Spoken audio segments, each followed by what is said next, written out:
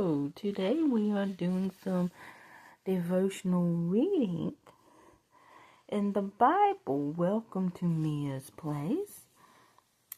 And let's get started with this devotional Bible reading in Nehemiah chapter 9.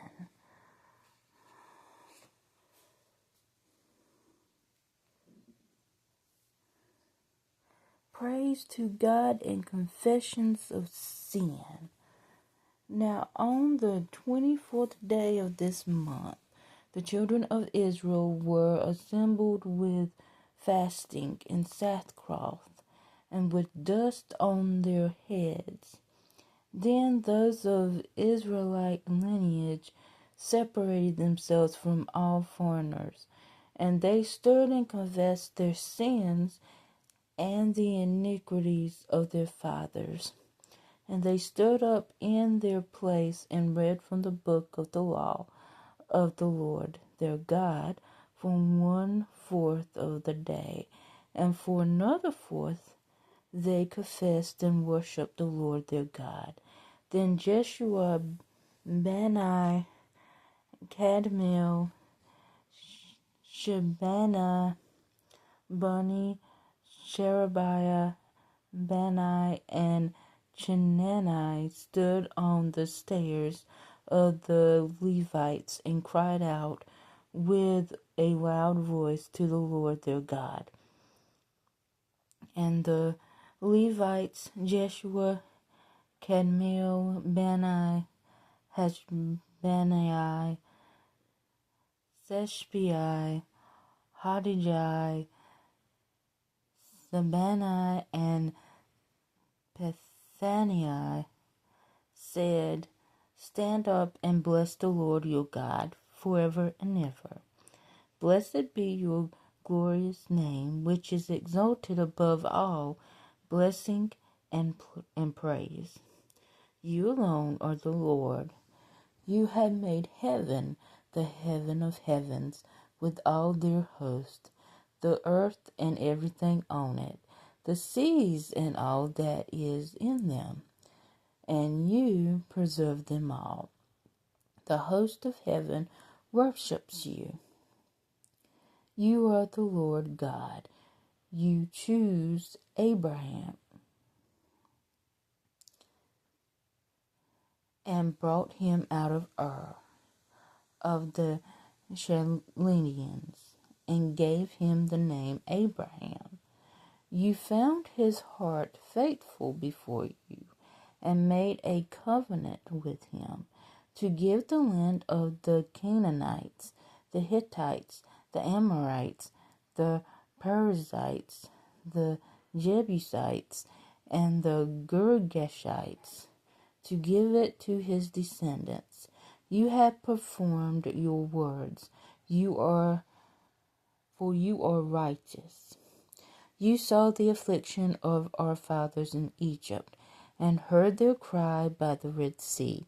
You showed signs and wonders against Pharaoh, against all his servants, and against all the people of his land. For you knew that they acted proudly against them. So you made a name for yourself, as it is this day. And you divided the sea before them, so that they went through the midst of the sea on the dry land.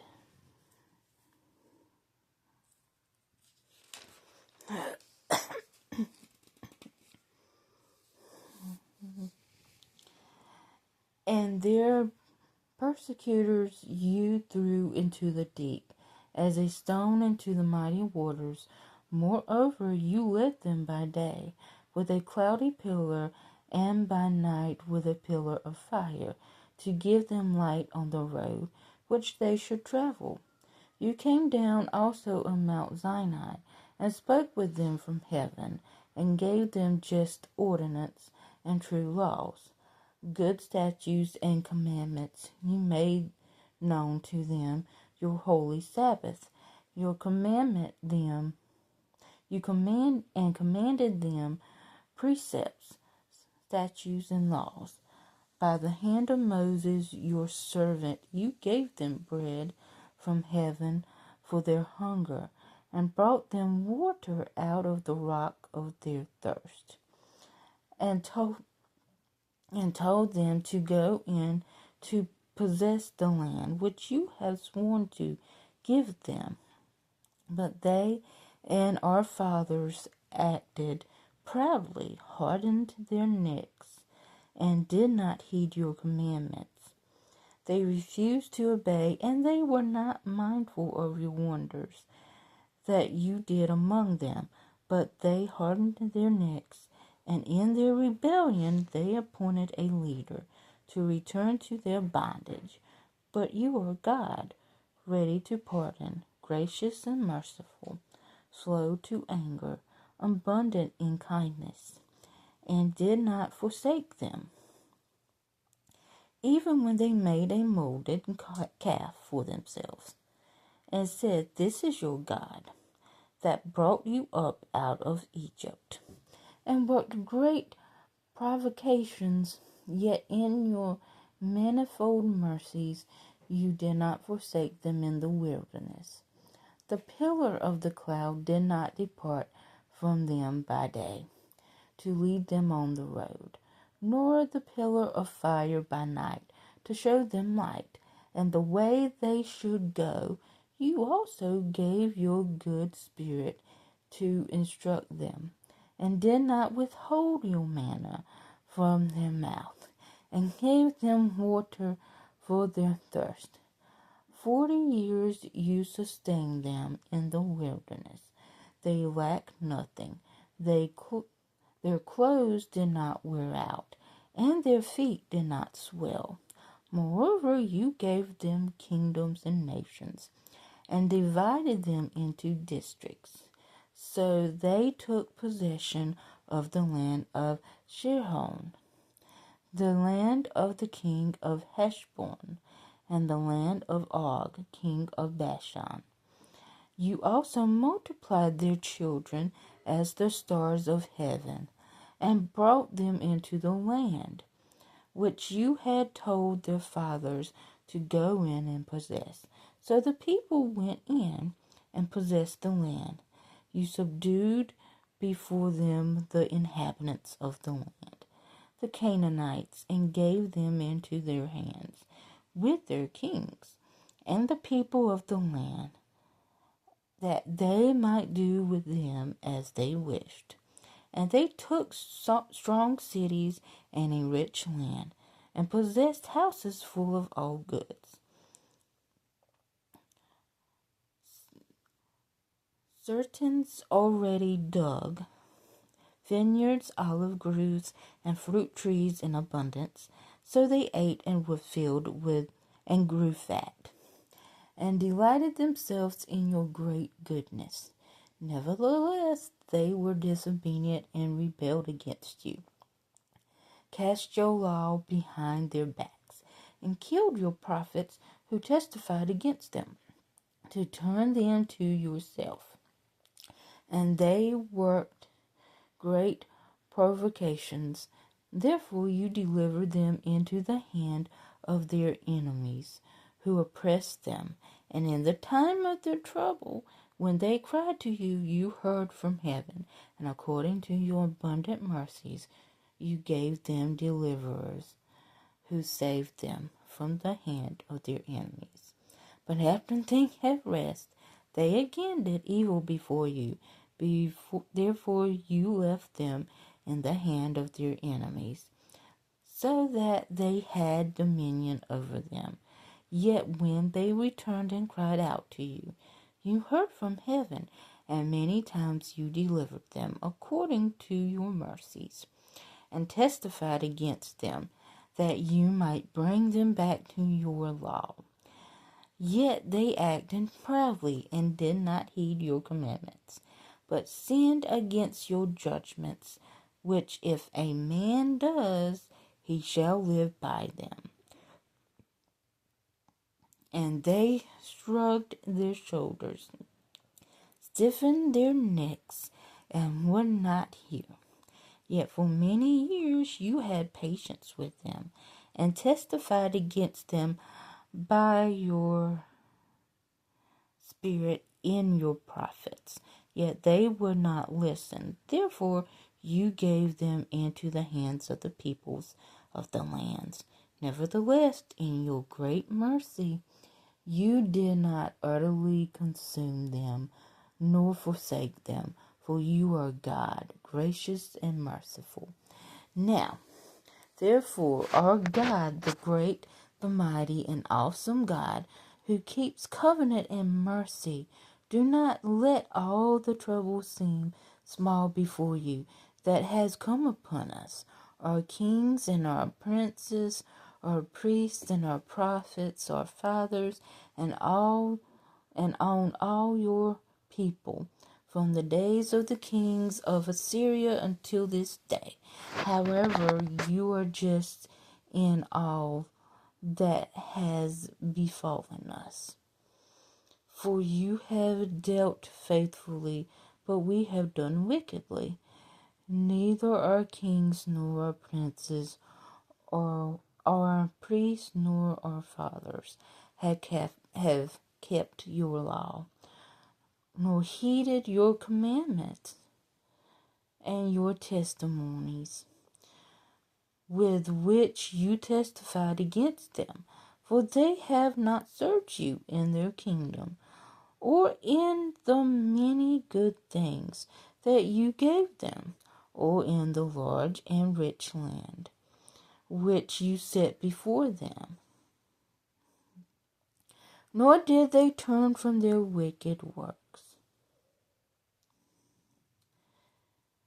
Here we are servants today, in the land that you gave to our fathers to eat its fruit and its bounty. Here we are servants in it, and it yields much increase to the kings you have set over us. Because of our sins also they have dominion over our bodies and our cattle at their pleasure, and we are in great distress. And because of all this, we make a sure covenant and write it.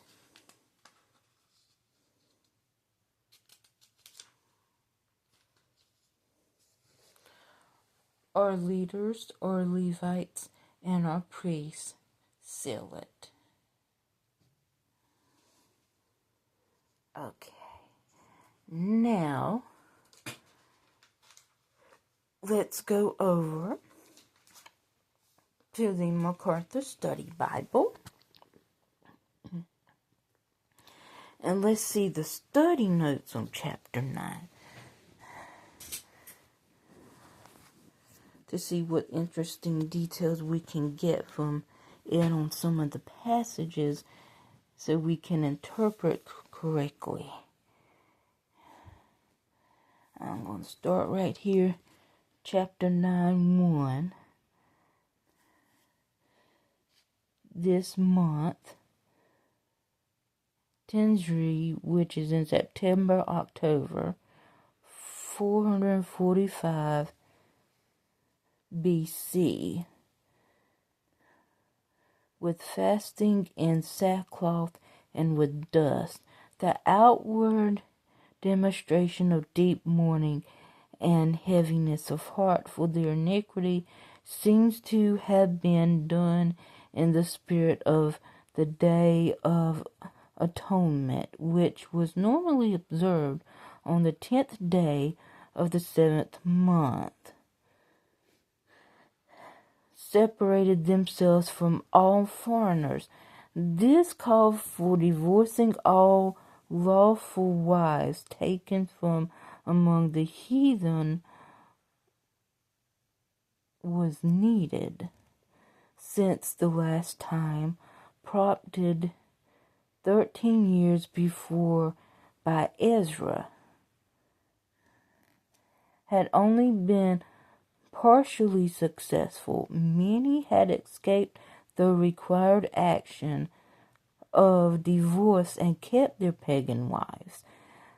Perhaps new defaulters had appeared also, and were confronted for the first time with this necessary action of divorce. Nehemiah's efforts were successful in removing this evil mixture. They stood, read, confessed, and worshipped. The succession of events helped to reestablish the essential commitment of Israel to God and His law. They read for 3 hours about the sins of their fathers, and for 3 more hours confessed that they had been partakers of similar evil deeds. In response to all of this, they worshipped. This long confession of sin in the context of the recitation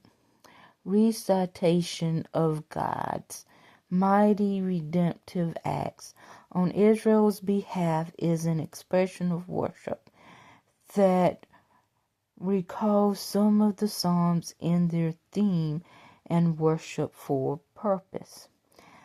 This season of national humiliation centered on adoring God for His great mercy in the forgiveness of their multiplied iniquities, in delivering them from judgment, protecting them and blessing them graciously. Apparently, this great prayer of worship offered to God was recited by a group of Levites, indicating it had been prepared and adopted beforehand, probably by Ezra. This prayer initiated the 3 hours of confession and worship, which led to a national promise of obedience to God in the future. Have made heaven. The recitation was ordered historically, although themes of promise and judgment are traced through Israel's history with God. The first feature is the celebration of God's greatness as creator. The host of heaven worships you. The praise which Israel offered on earth was also echoed in the heavens by angelic hosts.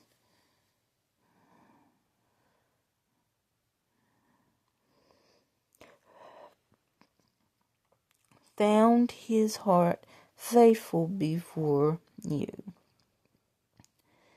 The Abrahamic covenant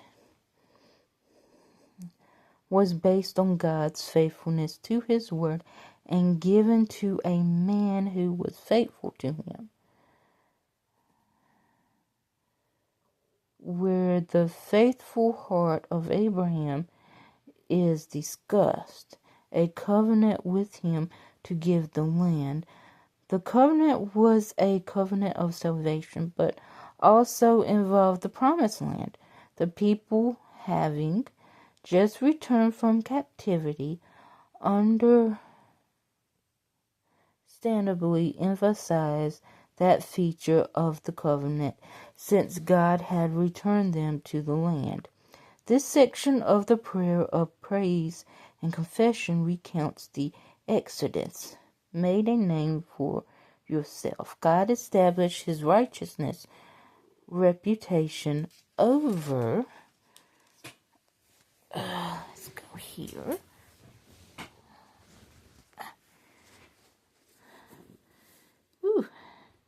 So we can see this better. Okay, there we go. The powers of Egypt by the miracles of immense power performed in Egypt. The months at Sinai are remembered. They appointed a leader. The Hebrew of this statement is almost a repeat of Numbers 14:4, which records the discontent of the people with God's plan and Moses' leadership. This section remembers the 38 years of wandering in the wilderness. They lacked nothing. The same words is used in Psalms 23:1. I shall not want. Even during the long season of chastisement, God miraculously cared for their every need. These verses encompass the period of possessing the promised land, as recorded in Numbers 20 through Joshua 24, gave them kingdoms and nations. Canaan was comprised of a number of politically semi-autonomous groups, all loosely, and I probably mispronounced that one, all loosely connected under the waning authority of Egypt. The Lord divided Canaan into tribal districts, thus apportioning the land for Israel's possession. Okay.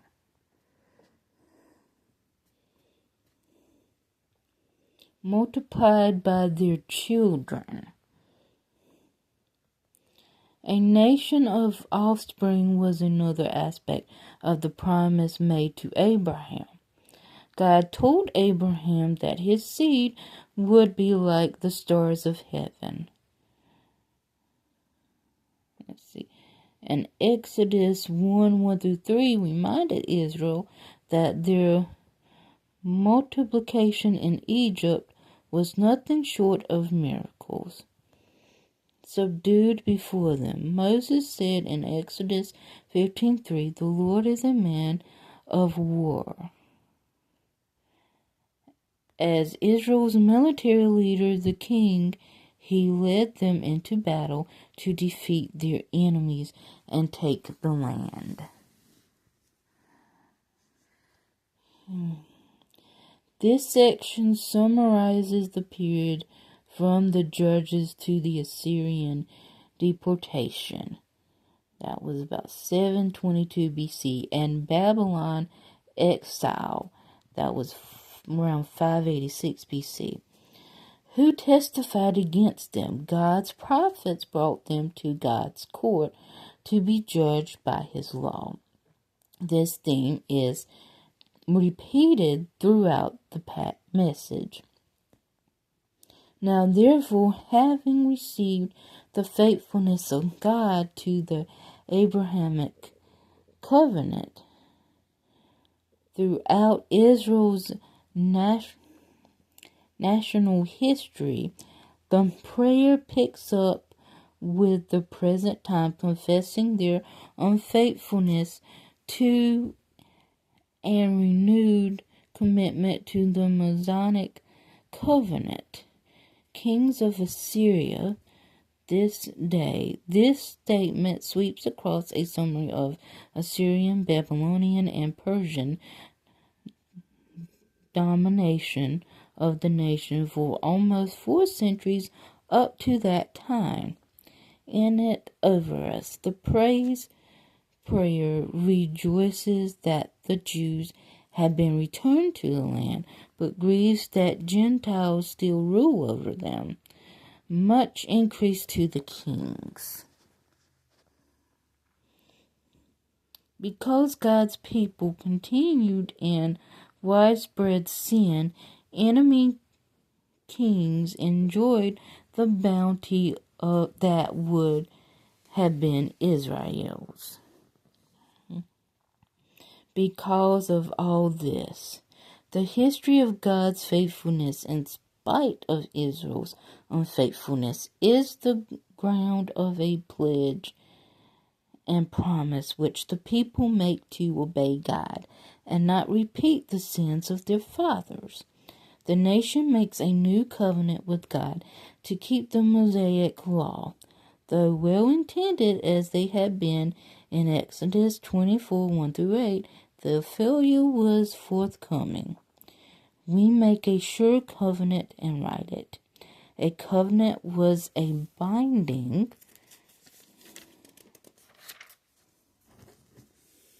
Let's go here.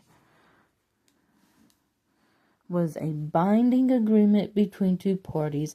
In short, it was a formalized relationship with commitments to loyalty. In this case, the nation initiated this covenant with God. Okay.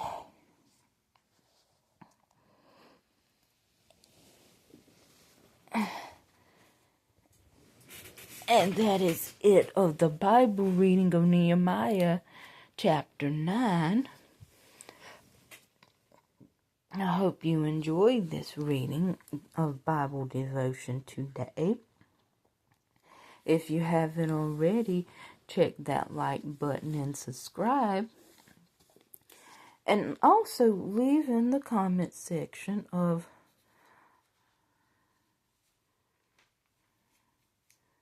what was Abraham's name before it was Abraham.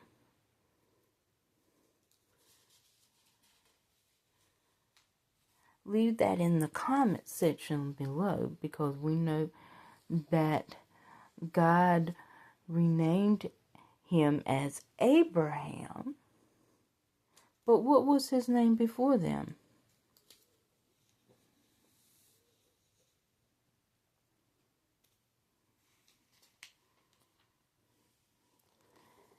And also, I will leave down in the link below in the description on the MacArthur Study Bible on where to get it. That will be down in the description below. And also, I will have some Mother's Day stuff to check out in the links below, because Mother's Day is coming up. And that's a blessing to see. Until next time, God bless you in everything that you do.